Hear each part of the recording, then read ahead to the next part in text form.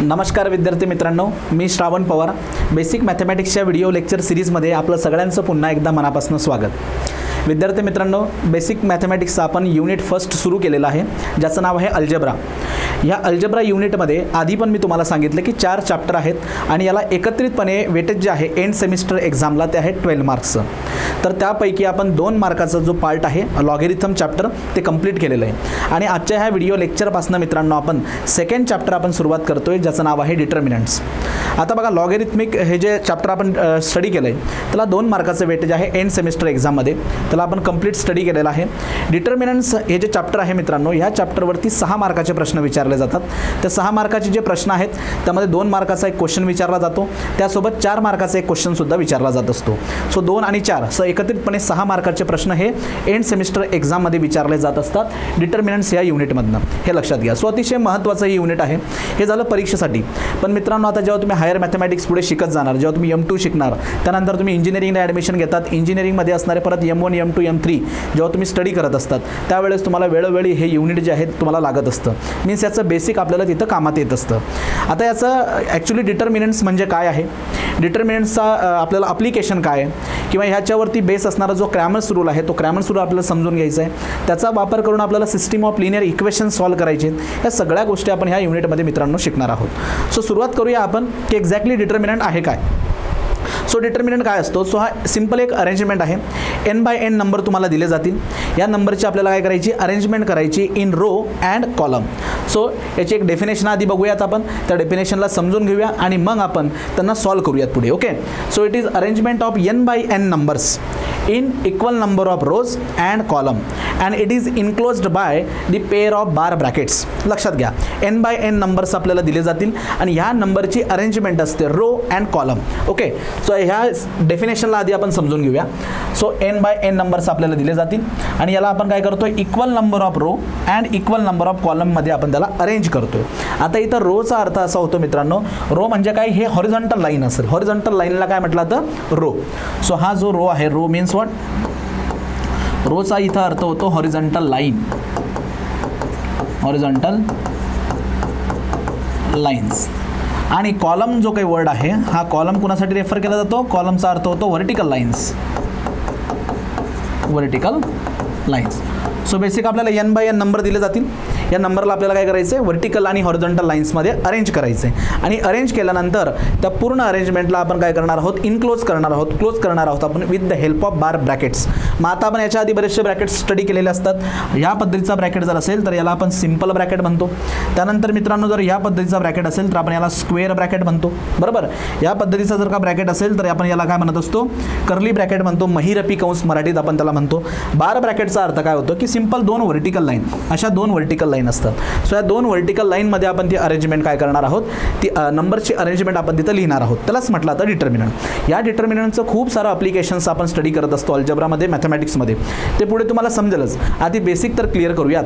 त्यानंतर मित्रांनो, आता याला कशात इनक्लोज केलं, it is enclose in the pair of bar bracket. आता ही जी अरेंजमेंट असते त्याला डिनोट करण्याची, त्याला नाव देण्याची एक पद्धत असते. So determinants are denoted by, त्याला डिनोट करतात मित्रांनो, एकतर डिटर्मिनंट आहे म्हणून कॅपिटल डी ने तुम्ही त्याला डिनोट करू शकतात. कॅपिटल डी ने आपण त्याला डिनोट करू शकतो. लक्षात घ्या. सो डिटर्मिनंट आहे म्हणून त्याला कॅपिटल डी ने आपण डिनोट करू शकतो, किंवा ऑर ट्रायंगल, याला आपण काय म्हणतो, डेल्टा. सो एक तर कॅपिटल डी किंवा डेल्टा या सिम्बॉलने आपण त्याला काय करत असतो, डिनोट करत असतो. लक्षात घ्या. आता मी तुम्हाला हे समजून सांगतो. सपोज माझ्याकडे 4 नंबर्स आहेत. लक्षात घ्या, 1 2 3 आणि 4 असे 4 नंबर आहेत. तर ह्या 4 नंबरची बघा मी अरेंजमेंट कशी केली. सो ही झाली पहिली रो, ठीक आहे, ही झाली फर्स्ट रो, त्यानंतर ही झाली सेकंड रो. सो आपण त्याला रोमध्ये अरेंज केलं आहे. त्यासोबत मित्रांनो हा बघा, हा एक व्हर्टिकल कॉलम आणि हा झाला दुसरा व्हर्टिकल कॉलम. सो रो आणि vertical lines, row means what, horizontal lines, column म्हणजे काय, व्हर्टिकल लाईन्स. यामध्ये आपण ही अरेंजमेंट करतोय आणि या अरेंजमेंटला आपण या 1 2 3 4 या 4 नंबरच्या अरेंजमेंटला आपण काय करतोय की अशा पेअर ऑफ बार ब्रॅकेटने त्याला इनक्लोज करून देतोय. सो अशा पद्धतीचं जे काही रिप्रेझेंटेशन असतं याला आपण काय म्हणतो मॅथमॅटिक्समध्ये, डिटर्मिनंट. या रिप्रेझेंटेशनला काय म्हटलं जातं, डिटर्मिनंट. आणि याला डिनोट केलं जातं, एकतर तुम्ही कॅपिटल डी ने त्याला डिनोट करू शकतात, किंवा तुम्ही त्याला ट्रायंगलच्या सिम्बॉलने म्हणजे डेल्टाने डिनोट करू शकतात, किंवा कॅपिटल लेटर्स असतात असतात ए बी सी डी, त्यांचाही वापर करून तुम्ही त्यांना काय करू शकता, डिनोट करू शकता. ओके, हे क्लिअर होतं आहे तुम्हाला. सो नंबरची अरेंजमेंट आहे, फक्त नंबरची अरेंजमेंट हॉरिझॉन्टल लाईन्समध्ये. ही झाली फर्स्ट लाईन, ही झाली सेकंड लाईन, त्यानंतर ही झाली फर्स्ट कॉलम, हा झाला सेकंड कॉलम. सो व्हर्टिकल आणि हॉरिझॉन्टल लाईन्समध्ये असणाऱ्या ह्या अरेंजमेंटला डिटर्मिनंट असं म्हटलं जातं. ठीक आहे, चला आता इकडे लक्ष द्या. परत अजून लिहू नका, लिहिण्यासाठी आपण काय करूया, मी तुम्हाला सेपरेट वेळ याचा देणारच आहे. ओके,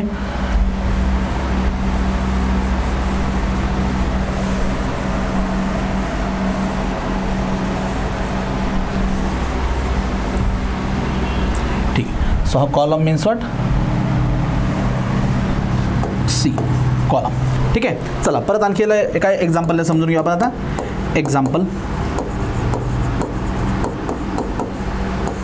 ओके, लक्षात घ्या. आता 1 -2 0 3 4 6 -2 3 आणि 8 हे अशा पद्धतीची आता ही अरेंजमेंट आहे. लक्षात घ्या, याला मी काय करतो, अशा पद्धतीने पेअर ऑफ बार ब्रॅकेटमध्ये इन्क्लोज करून देतोय आणि याला मी नाव देतोय कॅपिटल ए. सो असं कॅपिटल लेटर्स जे आहेत ए बी सी डी याने पण तुम्ही डिनोट करू शकतात, किंवा कॅपिटल डी किंवा कॅपिटल डेल्टा, म्हणजे ट्रायंगल जो आहे त्याला डेल्टा म्हटलं जातं. सो ह्या सिम्बॉलने तुम्ही रिप्रेझेंट करू शकता. मग चला आता मी हा डिटर्मिनंट जो आहे त्याला मी ए ने डिनोट करतोय.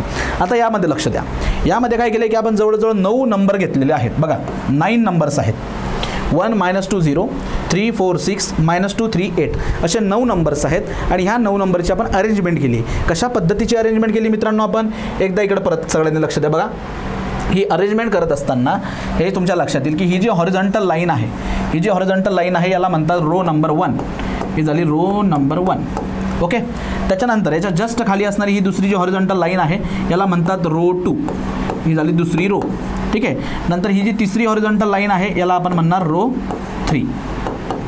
ठीक आहे, रो 3. सो रो 1 2 अँड 3 ज्या हॉरिझॉन्टल लाईन आहेत त्यांना रो म्हटलं जातं.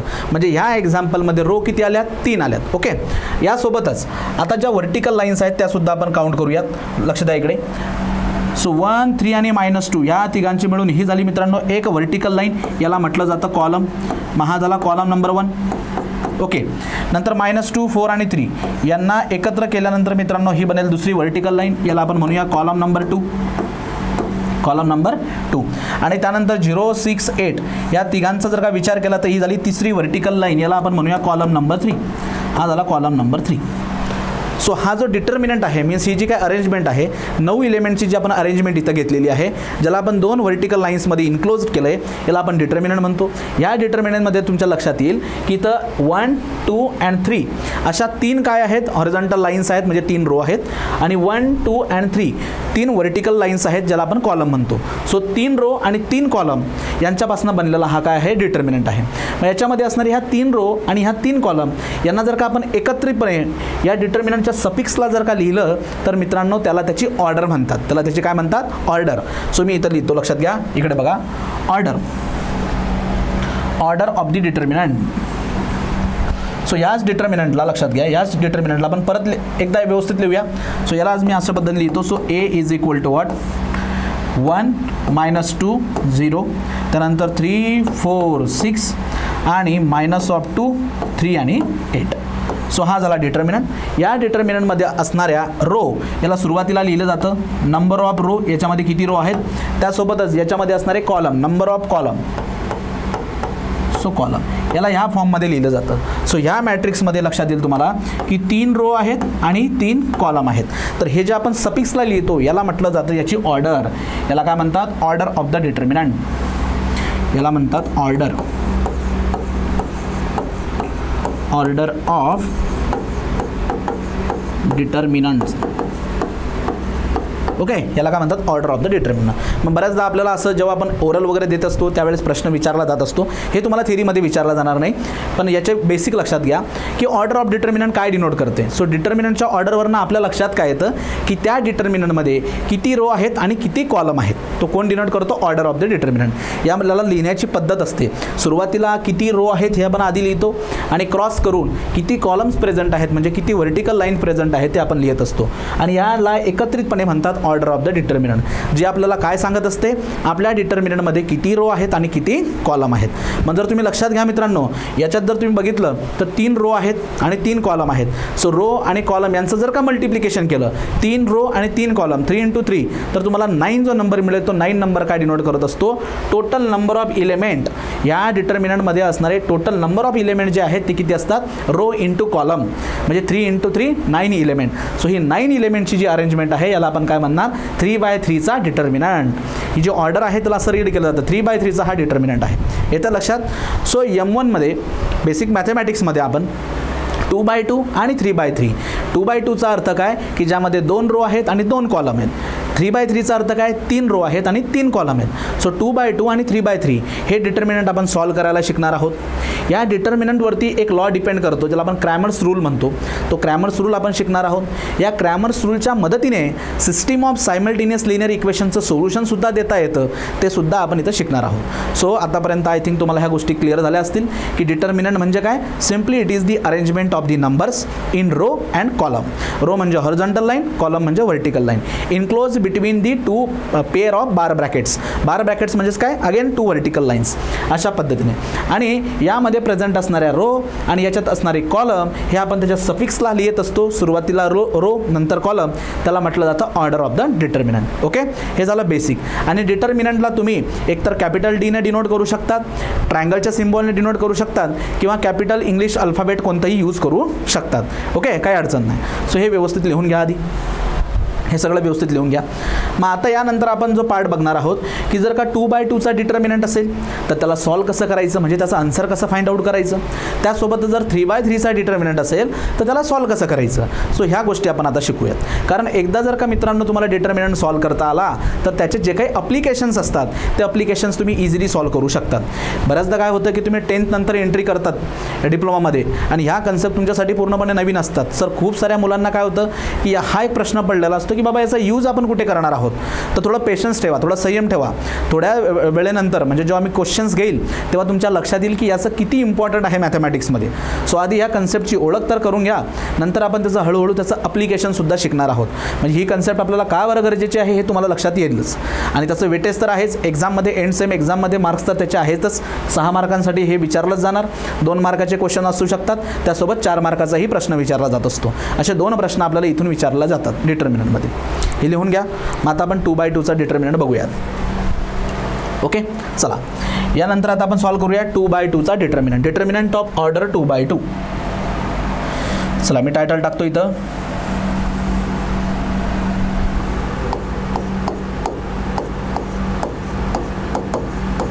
Determinant of order 2/2. Determinant of the order 2/2. Okay, आता याचा अर्थ काय होतो. 2/2 म्हणजे काय, याच्यात टोटल इलेमेंट किती असतील, 2 × 2. सो 4 इलेमेंट असतील. या 4 इलेमेंटची अरेंजमेंट आपण कशी करणार आहोत, 2 रो म्हणजे 2 हॉरिझॉन्टल लाईन आणि 2 व्हर्टिकल लाईन म्हणजे 2 कॉलम. 2/2. चला मग आता बघा, सुरुवातीला मी काय करतो, एक्झाम्पल म्हणून एक्झाम्पल नंबर 1 कॅपिटल ए या सिम्बॉलने मी हा डिटर्मिनंट डिनोट करतो आणि याच्यामध्ये असणारे जे इलेमेंट आहेत मी स्मॉल लेटरने दाखवतो, ABCD. बघा लक्षात घ्या, ABCD हे झालेत नंबर्स किंवा इलेमेंट्स. यांना इलेमेंट्स म्हणतात किंवा नंबर्स म्हणतात. हे नंबर मित्रांनो रिअल नंबर पण असू शकतात, इमॅजिनरी किंवा कॉम्प्लेक्स नंबर पण असू शकतात. ते नंबर कोणत्याही प्रकारचे असतील, पॉझिटिव्ह असू शकतात, निगेटिव्ह असू शकतात, 0 असू शकतात. ओके, सो हे नंबर्स आहेत. या नंबरची अरेंजमेंट केलेली आहे, 2 रो 2 व्हर्टिकल लाईन 2 कॉलम, याला म्हणतात 2/2 चा. हे ABCD जे दाखवलोय मी याच्याऐवजी कोणतेही नंबर असू शकतात. आता प्रश्न माझा असा आहे की या डिटर्मिनंटला सॉल्व कसं करायचं, म्हणजे याची व्हॅल्यू फाइंड आउट कशी करायची. तर मित्रांनो लक्षात घ्या, डिटर्मिनंटमध्ये आतापर्यंत तुम्हाला रो समजलं, कॉलम समजला आणि ऑर्डर पण समजली. आणखी एक कन्सेप्ट असते ती पण समजून घ्या. आता हा 2/2 चा आहे ना, तर याच्यामध्ये मित्रांनो हा जो काही डायगोनल आहे बघा लक्षात घ्या, हा जो डायगोनल तुम्ही इथं बघू शकताय, हा डायगोनल, हा एक डायगोनल आहे आणि त्यासोबत मित्रांनो हा एक दुसरा डायगोनल, असे 2 डायगोनल याच्यामध्ये प्रेझेंट असतात. सो हा जो पहिला डायगोनल मी इथं दाखवला जो की A आणि D ला रिप्रेझेंट करतोय, हा डायगोनल. तर मित्रांनो या डायगोनलला म्हणतात प्रिन्सिपल डायगोनल. याला काय म्हणतात, प्रिन्सिपल डायगोनल. डायगोनल, हा झाला प्रिन्सिपल डायगोनल. आणि त्यानंतर बी आणि सी यांना रिप्रेझेंट करणारा हा जो डायगोनल आहे याला म्हटलं जातं राजांनो सेकंडरी डायगोनल.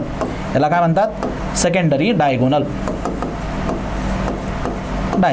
ओके, हे आणखी दोन टर्म्स लक्षात घ्या. आतापर्यंत तुम्ही रो, कॉलम, ऑर्डर आणि त्यानंतरची टर्म काय आहे? डायगोनल. तर मित्रांनो हा जो आहे ए आणि डी यांना रिप्रेझेंट करणारा जो डायगोनल आहे त्याला म्हणतात प्रिन्सिपल डायगोनल. आणि बी आणि सी यांना रिप्रेझेंट करणारा जो डायगोनल आहे याला म्हणतात सेकंडरी डायगोनल. तर याचा आन्सर जर का फाइंड आउट करायचं असेल तर सुरुवातीला काय करावं लागतं? लक्षात घ्या, जो प्रिन्सिपल डायगोनल आहे, प्रिन्सिपल डायगोनल, त्या प्रिन्सिपल डायगोनलमध्ये असणाऱ्या इलेमेंटचं करायचं product. Principal diagonal. So principal डायगोनलमध्ये कोणते इलिमेंट आहे? ए आणि डी. ए आणि डी यांचा करायचा प्रोडक्ट, मल्टिप्लिकेशन म्हणजेच काय? गुणाकार. मग बघा हा प्रोडक्ट मी असा करतोय, A into D. Okay, A into D product of the principal diagonal element minus product of secondary diagonal element. जे सेकंडरी डायगोनल इलिमेंट आहे म्हणजे कोणते? बी सी किंवा सी बी तुम्ही त्याला रीड करू शकता, त्यांचा प्रोडक्ट. सो मित्रांनो अशा पद्धतीने आपण याचा आन्सर फाइंड आउट करत असतो. लक्षात घ्या, परत एकदा सांगतो, 2x2चा मॅट्रिक्स असेल 2x2चा, तर त्यामध्ये 2 रो असतील आणि 2 कॉलम असतील. बरोबर. तर आता याच्यामध्ये पहिल्यांदा डायगोनल ओळखायचे. प्रिन्सिपल डायगोनल जो की ए आणि डीला रिप्रेझेंट करतोय प्रिन्सिपल डायगोनल, जो बी आणि सीला रिप्रेझेंट करतोय सेकंडरी डायगोनल. तर product of the principal diagonal, principal डायगोनलचं प्रोडक्ट म्हणजे A into D minus secondary डायगोनलचं प्रोडक्ट. याचं जे काही आन्सर येईल, मग हे आन्सर प्लस येऊ शकतं, मायनस येऊ शकतं, 0 येऊ शकतं. याला म्हटलं जातं मित्रांनो ह्या डिटर्मिनंटचं आन्सर. येतं लक्षात? चला आता आपण न्यूमेरिकल व्हॅल्यू घेऊयात आणि हे आणखी समजून घेऊयात. नंबर 1. ओके, नंबर 1 ए हा डिटर्मिनंट आहे ज्याचे इलेमेंट अशा पद्धतीने 2, 3, 4, 8 अशा एकदम बेसिक. चला यामध्ये मित्रांनो सांगा मला, जो प्रिन्सिपल डायगोनल इलेमेंट आहे त्याचे इलेमेंट कोणते आहेत? 2 आणि 8. 2 आणि 8 हा झाला प्रिन्सिपल डायगोनल इलेमेंट. मग आपल्याला काय करायचं आहे याचा प्रोडक्ट? ओके, 2 इंटू 8 मायनस जे सेकंडरी डायगोनलचे इलेमेंट आहेत म्हणजे 3 इंटू 4. सो 3 इंटू 4 हे अशा पद्धतीने. मग बघा याचा आन्सर किती येतं इथे. सो पहिल्यांदा याचा प्रोडक्ट किती आला? 8 दुने 16 मायनस 3 चौक 12 म्हणजे फायनल आन्सर किती आला? 4. फायनल आन्सर किती आला? 4. सो या डिटर्मिनंटची व्हॅल्यू किती आली? 4. 2/2 हा जो डिटर्मिनंट आहे याची व्हॅल्यू आली 4. लक्षात घ्या. आता पुढचं एक्झाम्पल नंबर 2. आता मी डिटर्मिनंट डिनोट करतो कॅपिटल बीने. आता याची इलेमेंट असे सपोज -3, 2, 1, 5. चला आता याला सॉल्व करूया. अगेन बोला रे, जो प्रिन्सिपल डायगोनल इलेमेंट आहे त्याच्या इलेमेंटचा प्रोडक्ट करा. मग हा -3 आणि 5 आहे यांचा प्रोडक्ट करायचा आपल्याला. प्रोडक्ट ऑफ -3 अँड 5 हे झाले principal diagonal element minus secondary diagonal element 2 into 1. 2 into 1. बोला आता याचा आन्सर किती येणार? So -3 into 5. -3 इंटू 5 म्हणजे काय? -15. ओके, सो -15 मायनस ही sign minus as it is. 2 into 1 हा झाला 2. आणि मित्रांनो -15 -2 म्हणजे यांचं काय करायचं आपल्याला? आता ॲडिशन करायची आपल्याला विथ निगेटिव्ह साईन. ठीक आहे, म्हणजे याचा आन्सर काय येणार? -17. आता परत इथं एक थोडंसं पॉज घ्या. खूप साऱ्या विद्यार्थ्यांना मित्रांनो हे साईनचं जे काही प्रकार चालला आहे इथं, मायनसचं आणि प्लसचं प्रोडक्ट किंवा मायनस आणि मायनसची ॲडिशन होते का सबट्रॅक्शन होते हे पण कळत नाही. हे लक्षात घ्या. खूप सारे विद्यार्थी असतात की हे बेसिक त्यांनी मिस केलेलं असतं. तर मित्रांनो त्यांच्यासाठी मी इथं साईडला सांगून देतो. लक्ष द्या. बघा, ज्यांना माहिती आहे अतिउत्तम, त्यांच्यासाठी काही टेन्शनच नाही. पण ज्या विद्यार्थ्यांना हे चिन्हांचे नियम माहीत नाही आहे, रूल्स ऑफ द साईन, त्यांनी परत एकदा लक्षात घ्या. बघा मित्रांनो, जर का प्लस असेल, एखादा नंबर प्लस असेल आणि दुसरा नंबर पण प्लस आहे, लक्षात घ्या, पहिला नंबर आहे प्लस, दुसरा नंबर आहे प्लस, आणि ह्या प्लस प्लस नंबरचा जर का प्रोडक्ट होत असेल तर याचं उत्तर जे काही येतं त्याला प्लस साईन असते. हे लक्षात घ्या. त्यासोबतच पहिला नंबर जर का निगेटिव्ह असेल, दुसरा नंबर जर का निगेटिव्ह असेल आणि त्यांचं जर का प्रोडक्ट होत असेल तरी हे आन्सर पॉझिटिव्ह येतं. म्हणजे 2 नंबर पॉझिटिव्ह आहेत आणि त्यांचा प्रोडक्ट करतोय आपण, तर आन्सर काय येतं? पॉझिटिव्ह. 2 नंबरला निगेटिव्ह साईन आहे आणि त्यांचा तुम्ही प्रोडक्ट करताय, आन्सर काय येणार? पॉझिटिव्ह. पण दोघं नंबरच्या साईन मात्र वेगवेगळ्या आहेत. म्हणजे कशा? पहिल्या नंबरला प्लस साईन आहे आणि दुसऱ्या नंबरला मायनस साईन आहे. पहिल्या नंबरला मायनस साईन आहे आणि दुसऱ्या नंबरला प्लस साईन आहे, आणि यांचा तुम्ही काय करताय? प्रोडक्ट करताय. यांचा तुम्ही काय करताय? प्रोडक्ट करताय. आता मी काय करतो, हा प्रोडक्टचा जो पार्ट आहे ना याला थोडासा कलर वेगळा चेंज करतो मी. तर याचा कलर बदलून घेतो. याला सपोज अशा पद्धतीने आपण वेगळा कलर देऊया.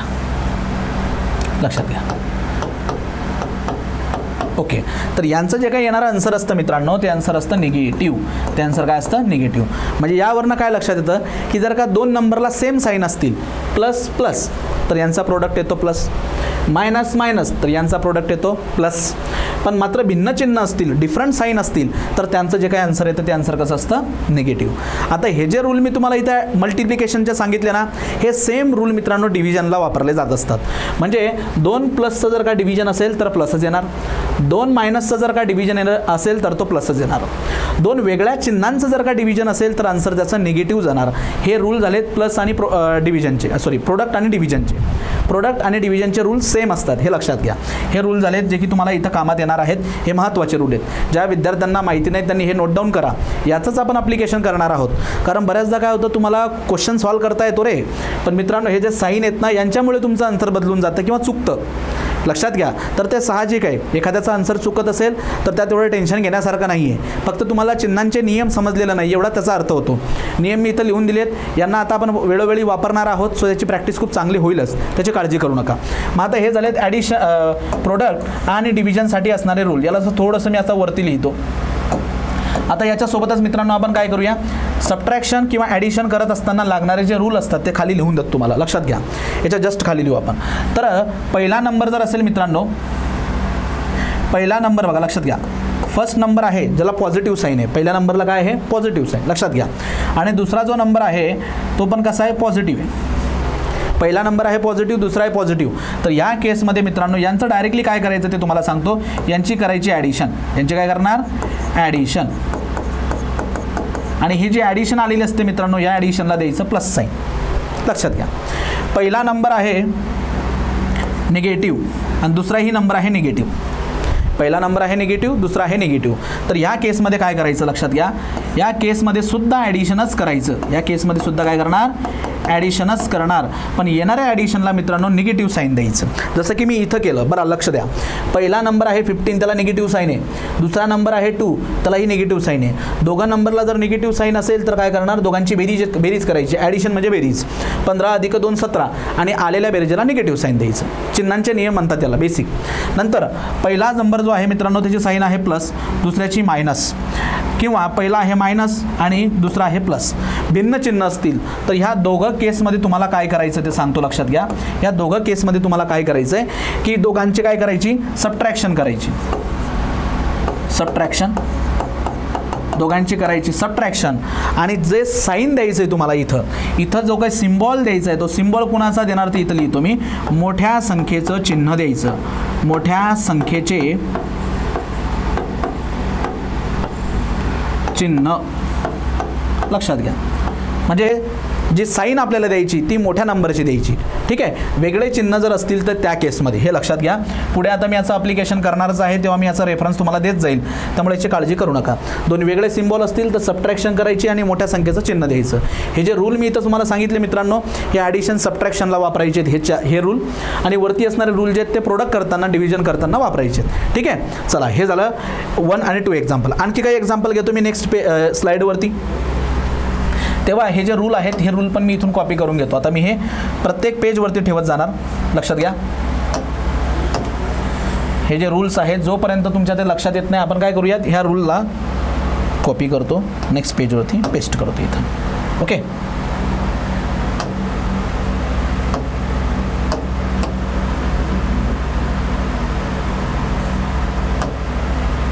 चला आता तिसरं एक्झाम्पल घेऊया आपण परत. नंबर 2. ओके. तिसरं एक्झाम्पल घेतो.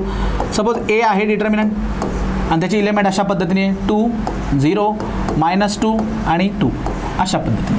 चला याची व्हॅल्यू फाइंड आउट करायची आपल्याला. ठीक आहे. याची व्हॅल्यू फाइंड आउट. सगळ्यात आधी काय करणार की हा जो काही प्रिन्सिपल डायगोनल एलिमेंट आहे त्यांचा प्रोडक्ट 2 × 2 हे झाले प्रिन्सिपल डायगोनल एलिमेंट मायनस जे की सेकंडरी डायगोनल एलिमेंट आहेत 0 × -3. सो हा झाला 0 इंटू आपल्याला काय करायचं आहे -3 0 × -3. मग बोला राजांनो यांचा आता आन्सर काय येणार बघा. 2 × 2 म्हणजे हा झाला रे 4 मायनस. आता 0ने जर कोणत्याही नंबरला मल्टिप्लाय जेव्हा करतो आपण तर येणारा आन्सर काय असतं 0. म्हणजे या प्रश्नाचं उत्तर काय आलं 4. याचा आन्सर काय आलं 4. येतं लक्षात तुम्हाला. पुढे नंबर 4 -2 नंतर इथं घेतो मी 3, 0 आणि 4. आता अशा पद्धतीचे लक्षात घ्या. मग याचा आन्सर काय येणार. परत जे प्रिन्सिपल डायगोनल एलिमेंट आहे त्यांचा प्रोडक्ट -2 आणि 4चा प्रोडक्ट, -3 आणि 0चा प्रोडक्ट, यांचा सेकंडरी एलिमेंटचा प्रोडक्ट. मग बोला मित्रांनो, आता इथं आपल्याला काय करायचं आहे, प्रोडक्ट करायचं आहे. प्रोडक्ट तर चिन्हांचे नियम वापरावे लागतील. प्रोडक्टमध्ये पहिल्याला कोणता आहे निगेटिव्ह, दुसऱ्याला कोणता आहे पॉझिटिव्ह, डिफरंट साईन आहे निगेटिव्ह आणि पॉझिटिव्ह, निगेटिव्ह आणि पॉझिटिव्ह. प्रोडक्ट होणार पण येणाऱ्या आन्सरला आपण निगेटिव्ह साईन देणार. मग 4 दुने 8 आणि निगेटिव्ह साईन द्या -8. हा तर 0च येणार. मग आन्सर किती आलं राजांनो याचं -8. या प्रश्नाचं उत्तर किती आलं -8. समजते मी काय बोलतोय तुम्हाला. सो अशा पद्धतीने मित्रांनो हे 2x2चे आपण काय करू शकतो, डिटर्मिनंटचं आपण सोल्युशन देऊ शकतो. क्लिअर होतंय. अतिशय बेसिक प्रश्न. पुढे आणखी काही एक्झाम्पल घेऊयात आपण. नंबर 5. सपोज C हा डिटर्मिनंट आहे, -3, 2, 5, -1 अशा पद्धतीने. बोला काय करणार मग आता परत. -3 आणि -1 हा जो काही क्रॉसमध्ये दिसतोय याचा आधी प्रोडक्ट करायचा. -3 × -1 लक्षात घ्या. -3 × -1 मायनस सेकंडरी एलिमेंट 5 × 2, 5 × 2. मग बोला राजांनो याचा प्रोडक्ट किती येणार, याचा प्रोडक्ट किती येणार. जेव्हा सेम साईन असतात प्रोडक्टमध्ये, सेम साईन, तर येणारं आन्सर हे पॉझिटिव्ह असतं. मग -3 × -1 म्हणजे आन्सर काय येणार पॉझिटिव्ह 3.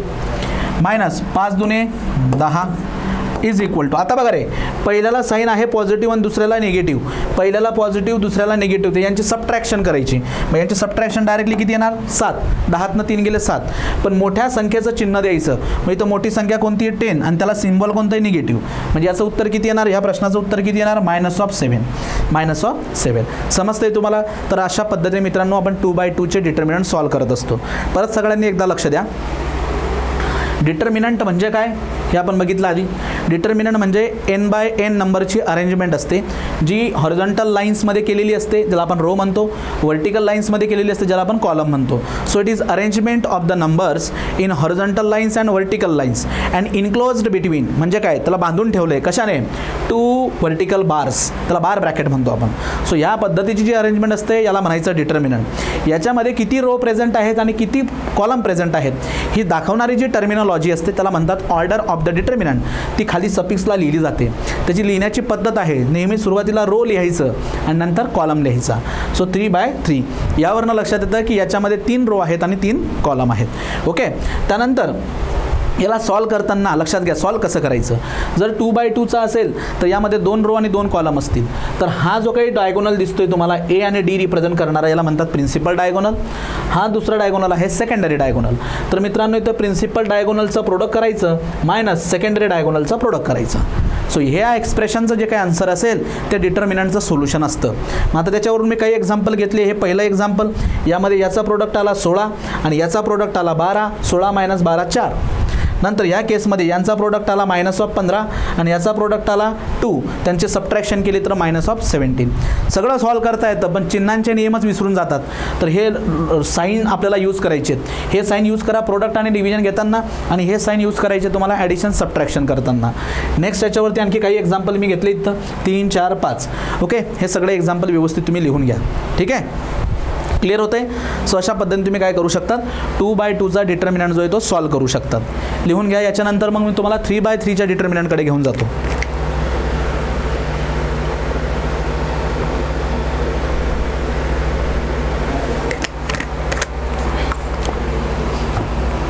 चला नेक्स्ट. आता आपण इथं टायटल टाकूया डिटर्मिनंट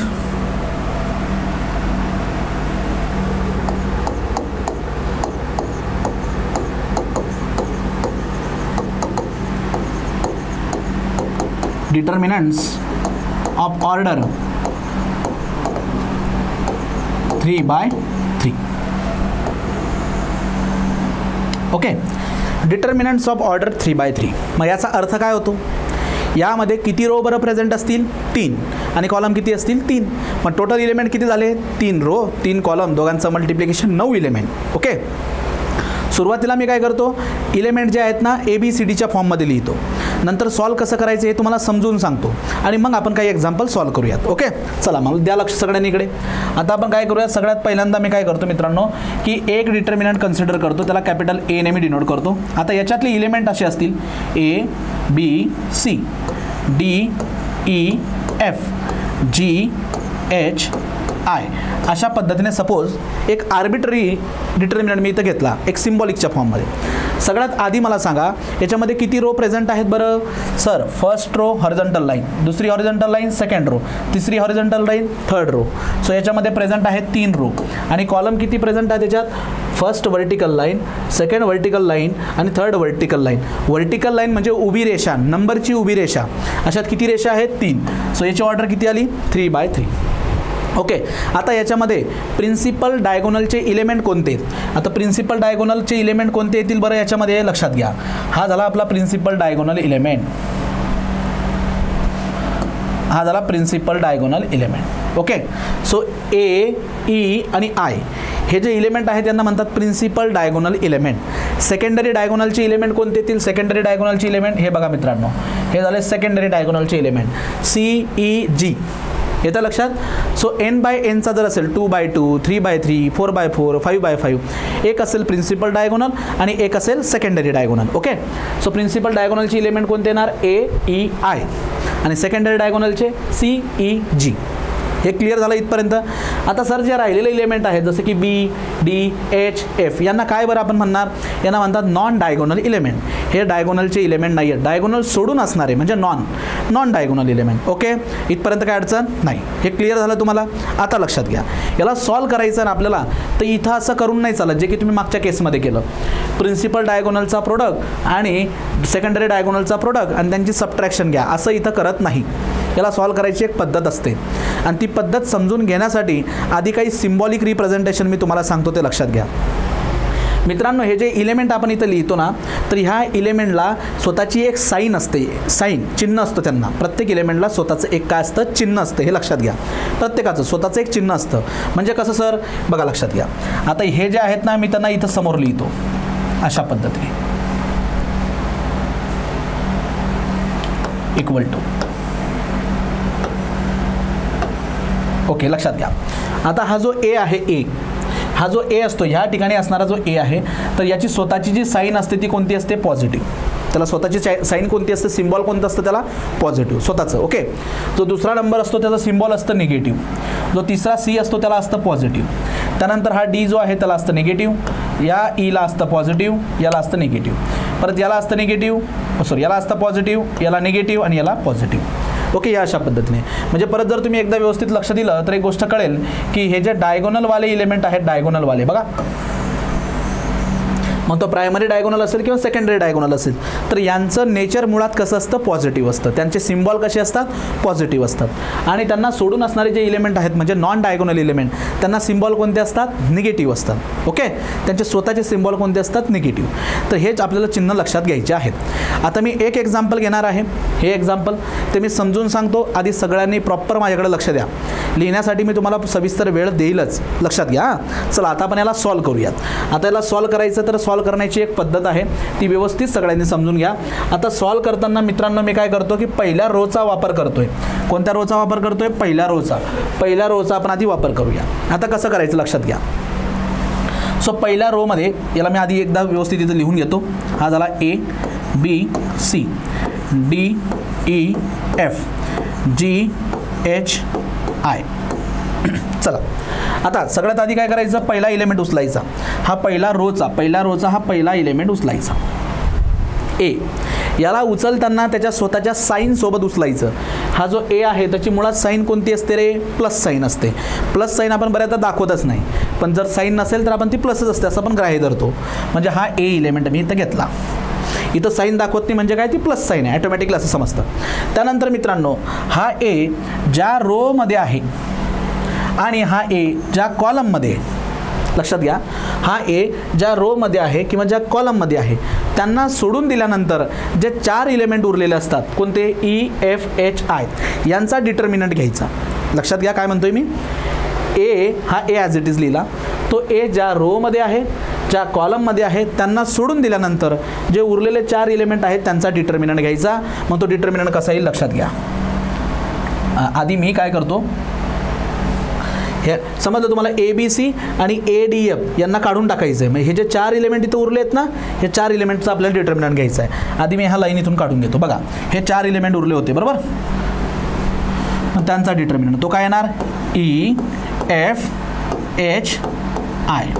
ओके, अशा पद्धतीने जेव्हा ए घेतला आहे हा ए ज्या रोमध्ये आहे ज्या कॉलममध्ये आहे त्यांना डिलीट केल्यानंतर जे 4 इलेमेंट उरलेले असतील त्यांचा डिटर्मिनंट इथं लिहायचा. हे झालं, ही झाली पहिली स्टेप. Okay clear. चला आता दुसरी स्टेप. आता दुसऱ्या स्टेपमध्ये आपल्याला काय करायचं आहे की एच्या समोरचा जो इलेमेंट आहे म्हणजे कोणता बी, फर्स्ट रोमधला तो इलेमेंट आपल्याला घ्यायचा आहे. मग हा घेतला मित्रांनो मी इथं बी. पण हा बी घेत असताना त्याची ॲक्च्युअलमध्ये साईन कोणती आहे, या इलेमेंटची साईन कोणती आहे निगेटिव्ह. मग याला घ्यायचं with their sign -b. Okay, मग हा बी घेतला. आता हा बी मित्रांनो ज्या कॉलममध्ये आहे किंवा ज्या रोमध्ये आहे यांना सोडून दिल्यानंतर जे इलेमेंट उरतात ना त्यांचा डिटर्मिनंट घ्यायचा. बघा यांना डिलीट करतो आपण. बी ज्या कॉलममध्ये आहे ज्या रोमध्ये आहेत त्यांना डिलीट केल्यानंतर काय उरतं इथं DFGI. यांचा आपण काय करणार डिटर्मिनंट घेणार DFGI. येत्या लक्षात तुम्हाला DFGI याचा डिटर्मिनंट घेऊया. बघा DFG आणि I झालं. ओके, अतिशय सोपं आहे. नंतर तिसरा इलेमेंट, पहिल्या रोचा तिसरा इलेमेंट C. हा C मी इथं घेतला पण त्या Cला साईन कोणती आहे प्लस. ओके, आता हा मित्रांनो C जो आहे हा C ज्या रोमध्ये असणार ज्या कॉलममध्ये असणार त्यांना डिलीट केल्यानंतर जे 4 इलेमेंट उरलेले आहेत तिथं DEGH हे जे 4 इलेमेंट इथं उरलेत हे 4 इलेमेंट आपल्याला ह्या डिटर्मिनंटमध्ये दाखवायचे. समजते तुम्हाला. Cला डिलीट केल्यानंतर C ज्या कॉलममध्ये आहे किंवा ज्या रोमध्ये त्यांना डिलीट केल्यानंतर जे 4 इलेमेंट उरलेत ते मला इथं दाखवायचे. मग बघा ते कोणते आहेत DEGH. ओके, DEGH या अशा पद्धतीने. सो आता हे झालं. मग आता याला परत सॉल्व करूयात. आता याला परत आपल्याला सॉल्व करता येईल कशा पद्धतीने इक्वल टू. बघा हा A as it is.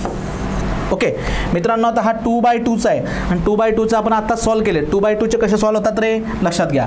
E × I यांचं प्रोडक्ट E × I मायनस हे सेकंडरीचा प्रोडक्ट H × F किंवा F × H हा प्रोडक्ट. ओके, हा झाला. मायनस ऑफ बी हा बी. त्यानंतर आता यांचं काय करणार D × I DI minus F × G F × G अशा पद्धतीने. शेवटचा प्लस C. आता काय करणार D × H प्रिन्सिपल डायगोनलचा प्रोडक्ट मायनस सेकंडरी GE. आता ह्याला सॉल्व केल्यानंतर जे काही आन्सर तुमचं येईल हे झालं 3/3च्या डिटर्मिनंटचं आन्सर. 3/3च्या डिटर्मिनंटचं आन्सर अतिशय सोपं आहे. येत्या लक्षात. सो फक्त आपण कुणाचा वापर केला पहिल्या रोचा वापर करायचा आहे.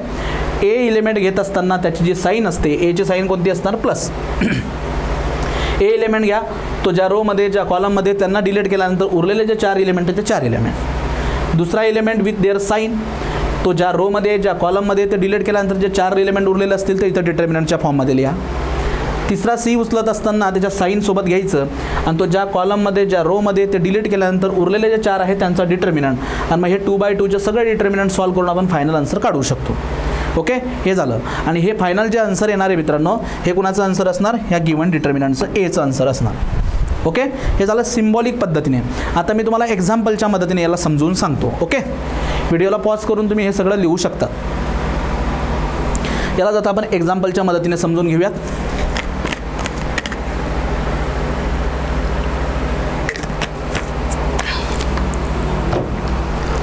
सगळ्यात आधी मी खूप सोपं एक्झाम्पल घेतो तुम्हाला हे समजण्यासाठी. बघा एक्झाम्पल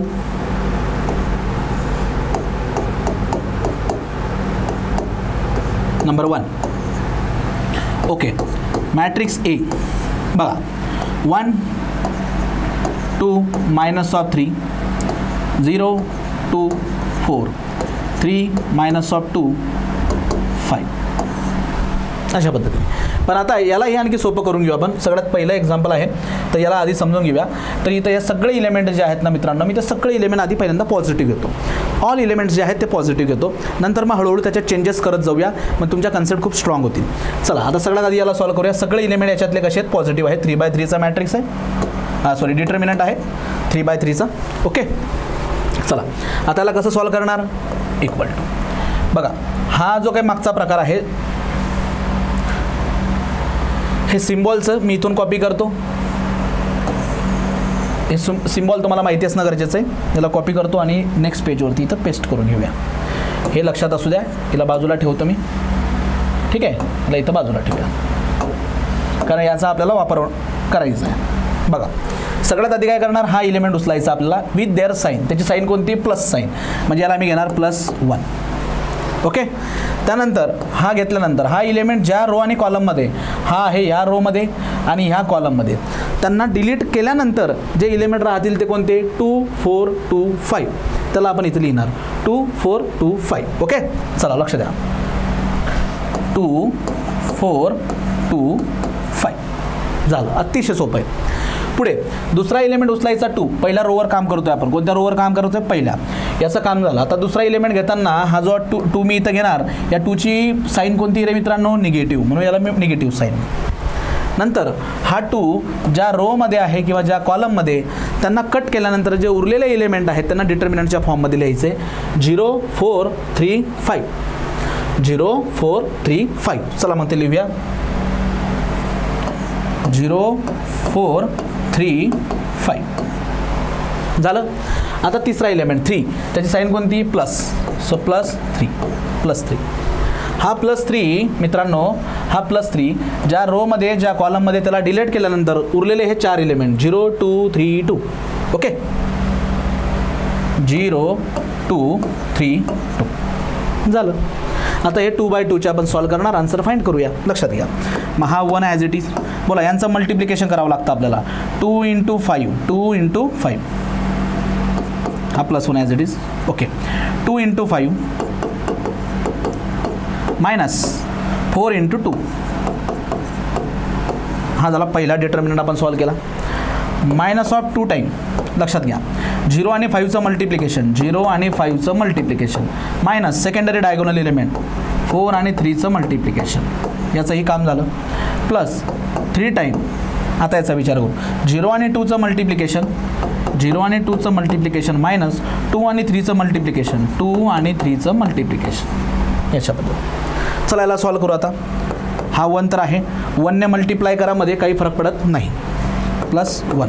आता बघा रे, 5 दुने हे किती झालेत, 10, -4 दुने 8, -2. बोला 0 × 5 काय येणार, 0, -4 त्रिक 12. ओके, पुढे +3 टाइम, यांचा प्रोडक्ट 0 × 2 0, -3 दुने 6. परत सॉल्व करू याला. आता बघा 1ने मल्टिप्लाय केलं काही फरक पडत नाही, 10तनं 8 गेलेत म्हणजे याचं उत्तर येणार 2. आता मित्रांनो हा 0 आहे, 0 आणि -12 म्हणजे -12, आणि -12 जेव्हा -2ला मल्टिप्लाय करतील तर ते काय होणार, +24, बरोबर.